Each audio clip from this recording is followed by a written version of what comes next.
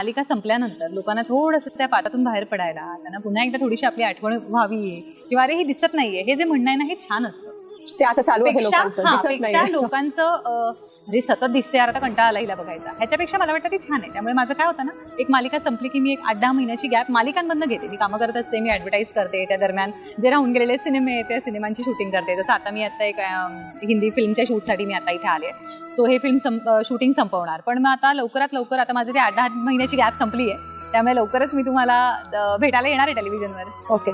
आता सध्या कसं आहे की तू पण तरुण आहे, सो तरुणाई कुठेतरी तुला आता फॉलो करते. सो खूपशा जे तरुण आता अभिनय क्षेत्रात जायला बघतात त्यांना कुठेतरी एक तेजश्री सारखं व्हायचंय असं एक मनात असतं. आणि आजकालची जर तू बघितलं आजकाल की प्रत्येकाला प्रसिद्धी खूप लवकर हवी आहे, घाई असते प्रसिद्धीसाठी, खूप घाई असते. सो तुला याविषयी काय वाटतं की तरुणाईने काय करावं? त्यांना खूप घाई आहे प्रसिद्धी, लवकरात लवकर त्यांना तुझ्यासारखं व्हायचं.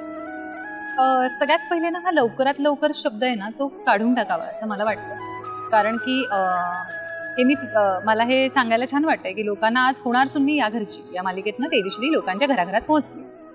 आजही एक 90% लोकांचा समज असणार की अरे तुझी ती पहिली सिरियल होणार सुन्नी या घरची ना, त्या 6 सासवा आम्ही बघायचो सिरियल. पण होणार सुन्नी या घरची ही माझी 4थी सिरियल आहे. आणि होणार सुन्नी सिरियल करण्याआधी 7 ते 7.5 वर्षांचं माझं एक कारकीर्द आहे.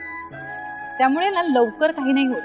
आता जर का त्या 7.5 वर्षांपूर्वी आपल्याला लोक ओळखत नाहीयेत किंवा आपल्याला कुठे आयडेंटिटी नाही आहे, लोकांना आपण काम करतोय, नातेवाईक तुम्हाला पटकन म्हणतात की अरे इथं काय शूटिंगला जाते, दिसत तर कशातच नाही, काय करते, असं जेव्हा होतं तर ते लवकर हवंय सगळं या म्हणण्यामध्ये जर का मी तेव्हा थांबले असते तर आज तेजश्री प्रधान कुणालाच माहिती नसते. असेच नवनवीन व्हिडिओ पाहण्यासाठी या चॅनलला सबस्क्राईब करा.